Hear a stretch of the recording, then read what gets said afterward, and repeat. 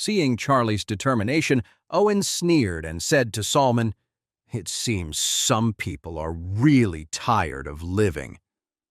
Go and prepare for me 3 sticks of sandalwood, an ornate silver censer, and an oak wood sword.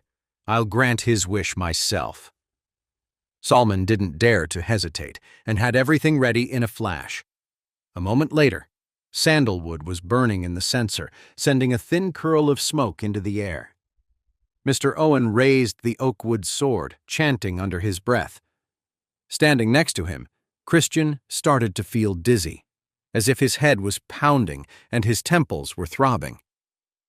He tried to bear it, but he really couldn't stand it and pleaded, "Mr. Pierce, how much longer is this energy alignment session going to continue?"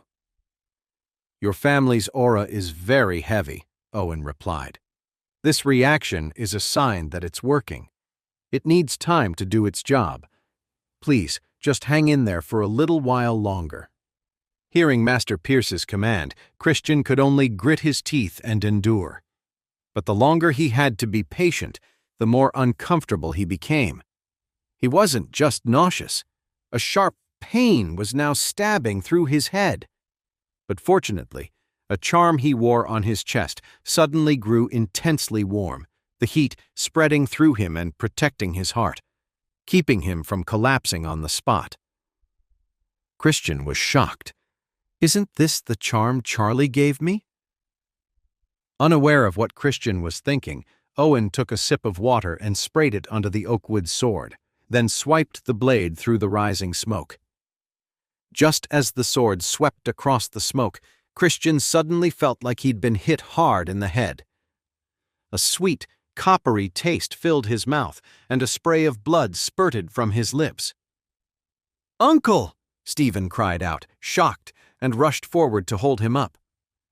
But Christian's face was ashen, and he didn't even have the strength to speak. "Mr. Pierce, what happened to my uncle?" Stephen asked anxiously. Owen's expression remained unchanged. He said, "The Knox family's aura is too heavy. I had to break it with an aggressive energy alignment technique, and the head of the family is naturally the first to feel its effects." Christian struggled to pull his weakened body upright.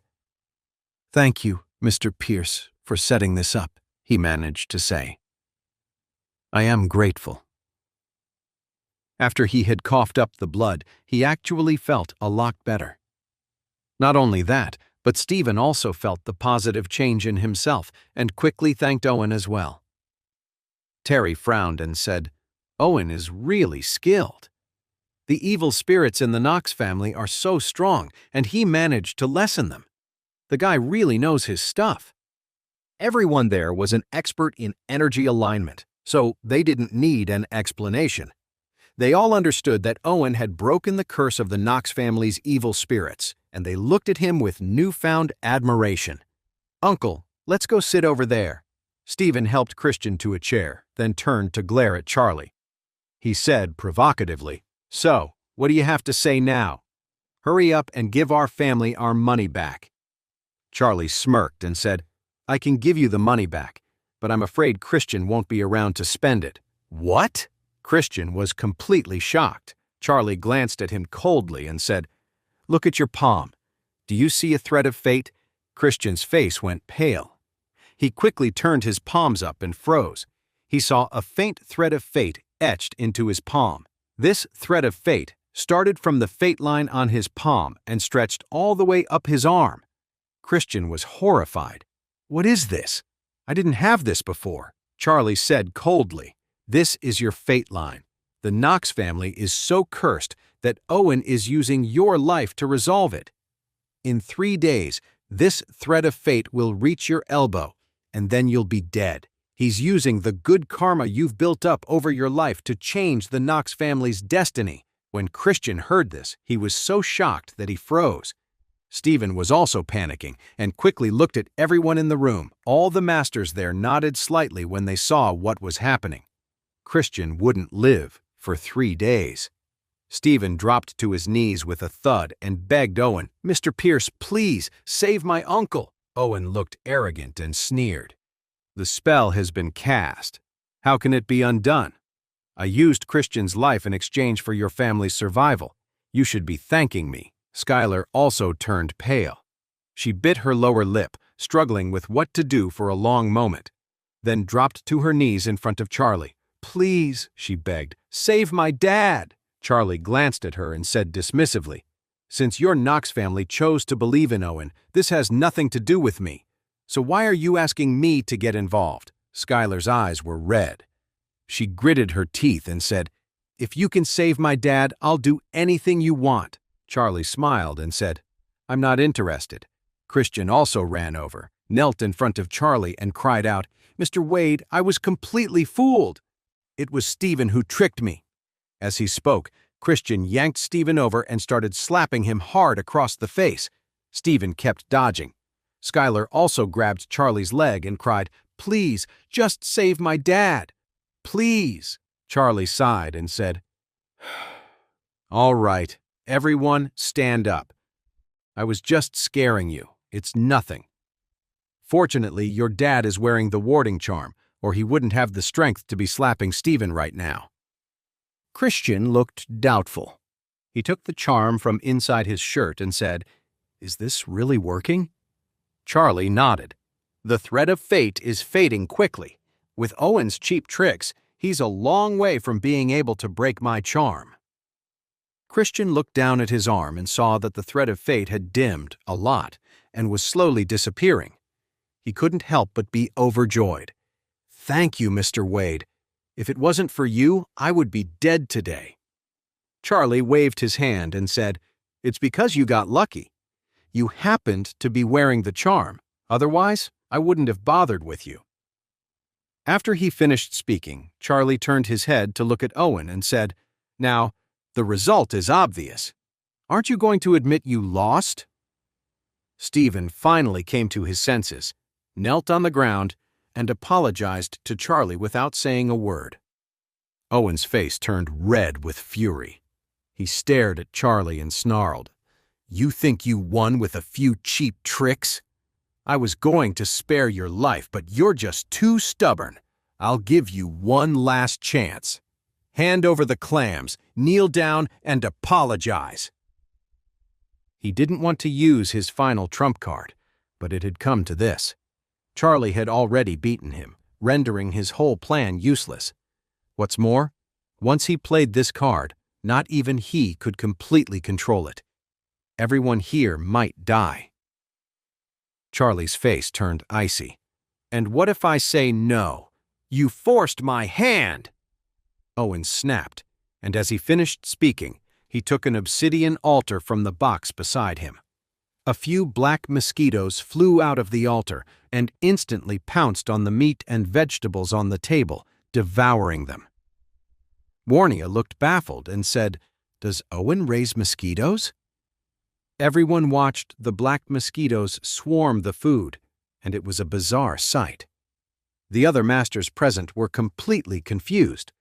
They had no idea what was going on and started murmuring to each other.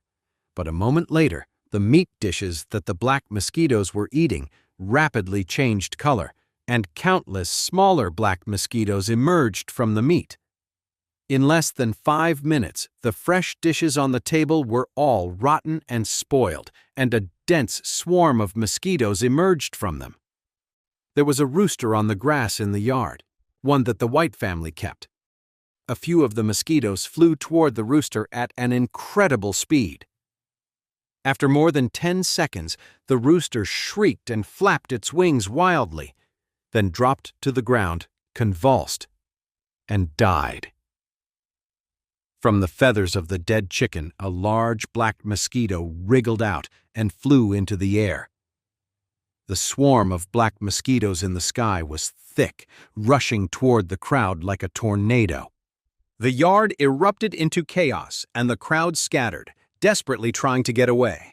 These black mosquitoes were extremely poisonous. They didn't just bite people, they also burrowed into the skin through the wound. The mosquitoes were tiny, only the size of grains of sand, and a bite would cause intense swelling and pain. The masters in the yard used every trick they knew, throwing lucky charms and chanting mantras, Some people even dove under the tables, while someone else jumped into the pool with a splash, screaming the whole time. "What in the world is this?" Warnia was terrified. "It's a ghoul!" Terry was shocked and furious. "It's a dark art from West Texas. I can't believe Owen would raise something so evil." Owen laughed cruelly and said, "This ghoul is made from an unborn child. It's the most poisonous thing there is. Since you won't show me respect, none of you are getting out of here alive." The swarm of black mosquitoes grew larger and larger. An old master was bitten and swelled up all over. He started vomiting black blood and fainted, collapsing to the ground. The sight of the black mosquitoes swarming the air was enough to make your skin crawl, and Warnia was panicking. But soon, she discovered that there wasn't a single mosquito anywhere near Charlie. As soon as the mosquitoes got close to him, they instantly turned into black ash, as if they had encountered something absolutely terrifying. At that moment, Charlie smirked. He started walking slowly toward Owen, completely untouched by the swarm, holding a seashell charm in his hand. This was the thunderclap charm he had created. It gave off a faint, glowing light with a crackle of thunder around it. Seeing this, Owen muttered, "How are you doing this? This is impossible." Charlie looked like he was bathed in a halo, like a god had come down to earth. His expression was calm. "Impossible! The necromancy spell is unbreakable. No one can stop it," Owen roared hoarsely. Charlie looked at Owen and sneered. "You call that power? Today I'll show you what real supernatural power looks like." Then Charlie yelled, "Here it comes!" As soon as he spoke, there was a loud crash. In an instant, a clap of thunder shook the sky. The clear sky from just a moment ago suddenly filled with black clouds. In the blink of an eye, the entire sky was covered with dark clouds. "This is—" Terry looked up at the sky, too shocked to speak. Everyone, including Warnia, had the same stunned expression.